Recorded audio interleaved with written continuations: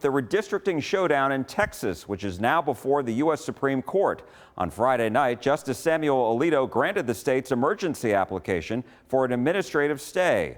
Attorney General Ken Paxton says this temporarily stops the injunction filed by two federal judges in Texas earlier last week that blocks the state from using its new congressional maps approved by Texas Republicans. Instead, the judges ordered the state to use the existing congressional maps drawn back in 2021. Republicans had hoped the new maps would give them 5 extra seats in Texas. The Supreme Court will review the lower court's decision. In his ruling, Judge Jeffrey Brown, a Trump appointee, said, quote, "Substantial evidence shows that Texas racially gerrymandered the 2025 map, which violates the Voting Rights Act of 1965. The judge also cited the U.S. Justice Department letter from July to Governor Abbott. Quote, "In the letter, DOJ threatened legal action if Texas didn't immediately dismantle and redraw these districts, a threat based entirely on their racial makeup. Notably, the DOJ letter targeted on majority non-white districts. Any mention of majority white Democrat districts, which DOJ presumably would have also targeted if its aims were partisan rather than racial, was conspicuously absent."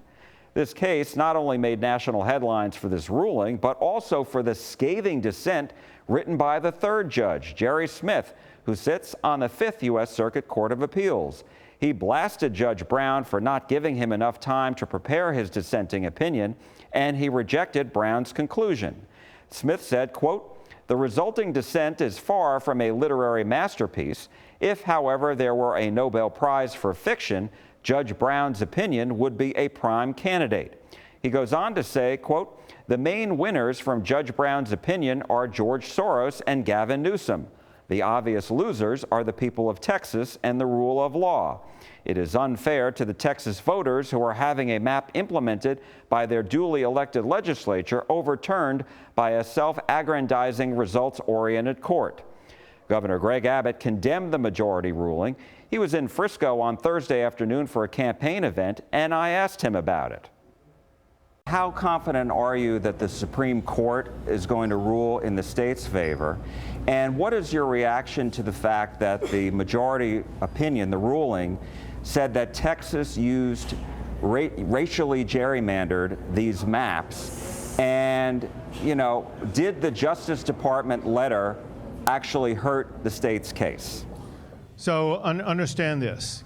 There was zero evidence that any map drawing decision was made based upon race. The only people who were eligible to even be able to submit evidence on that were the members of the legislature whose intent was the only intent that mattered about what was contained in those maps. And to a person, everyone from the legislature who testified said race played no role whatsoever. It was all about politics, which is legal. Second, know this. The judge who wrote that opinion was just reversed last year by the Federal Court of Appeals in that judge's last decision about redistricting. He got that redistricting decision wrong. He got this one wrong also.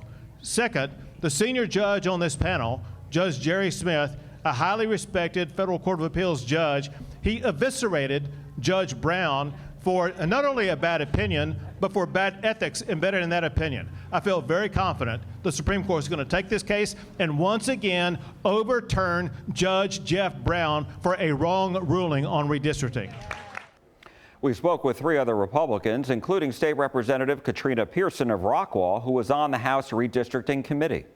I think they're just misreading the motivation of the map. It sounded to me like, and this is 160 pages, it just came out, but it sounded to me like they were focused more on what the federal government was saying, not necessarily what the legislature actually did. And I think that's where people are getting lost in translation, because a number of times we said during the process, the way the legislature operates, I mean, we are the dictating authority on how elections are run in our state. We did not take that in consideration. We just simply redrew the maps based on political performance. And I believe the opinion even stated that political motivation was a part of this. But I think they just dug too far into that. And I think the Supreme Court will sort this out. There's no way to say and to accuse the legislature of drawing those maps for any other reasons when there's an entire floor debate that outlines the purposes in which we drew the lines. My view is similar to Governor Abbott and Attorney General Paxton, who have criticized the decision because, in fact, race was not used to draw these lines.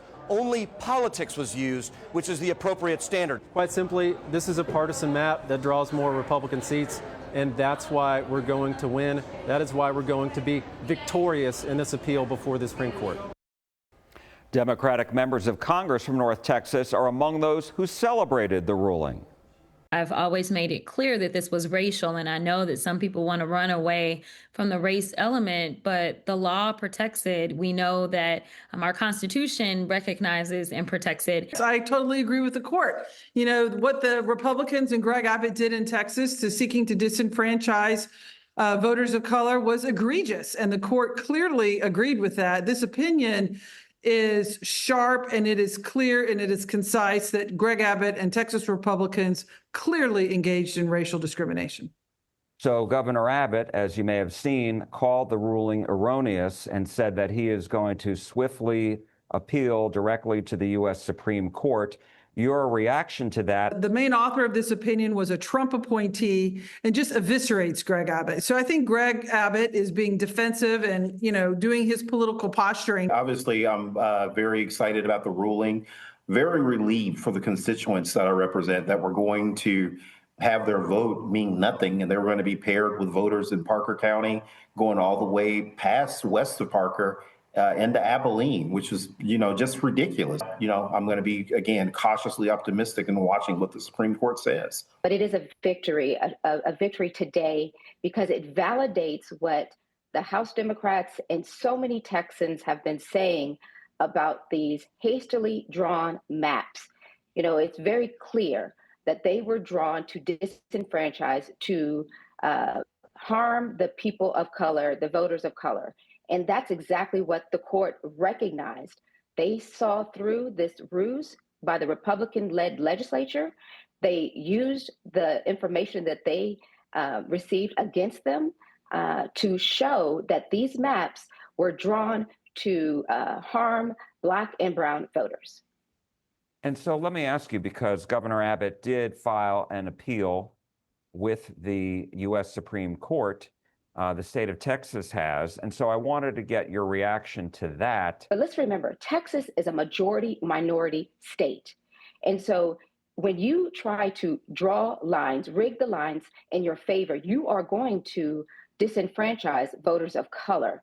I'm not surprised that Abbott would do this, but let's be real. The fight is not over. The timing of the ruling has been crucial, with the filing for the March 3rd primary already underway. On August 29th, Governor Abbott signed into law the redistricting bill after it passed in both the House and Senate. Then October 1st through the 10th, the three-judge panel held a hearing on the maps after they were challenged by dozens of groups, including Democrats, LULAC, and the NAACP. On November 8th, the filing period began for candidates who are running in the March primary. 10 days later, on the 18th, last Tuesday, the majority ruling blocking the new maps came out. Congressional candidates who were waiting for that ruling so they knew which districts to run in before they filed have until December 8th to do so. And Texas Republicans have insisted they only considered partisan gains and not race as the motivating factor for drawing the new maps. But did the U.S. Justice Department's letter to Governor Abbott in July instructing them to dismantle 4 coalition districts undermine Republicans' argument? I spoke with Dr. Bill Criss, a legal and political historian, about this. Let me ask you, because the Republicans have said from the get-go that race was not a factor, partisanship was a factor, which is allowed while racial gerrymandering is not allowed. And I'm wondering, because if it was just partisan, why did the Justice Department then need to send this letter if President Trump wanted 5 new congressional seats, and he certainly told that to Republicans that he wanted them? Why not just go with that as opposed to this Justice Department letter?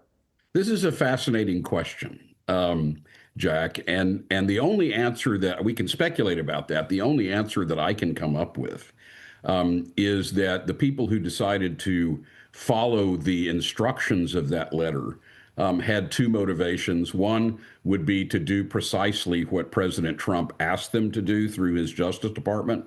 It's like, okay, this is what the president's asking for. This is what we're going to give him. And the second reason is I think there may have been some hesitancy among some of Texas's elected officials to just brazenly say, yeah, this is all about just trying to get an advantage for the Republicans in Congress. I think there was some reticence in certain circles about just coming out and saying that, which would have made what they did substantially more bulletproof than it was.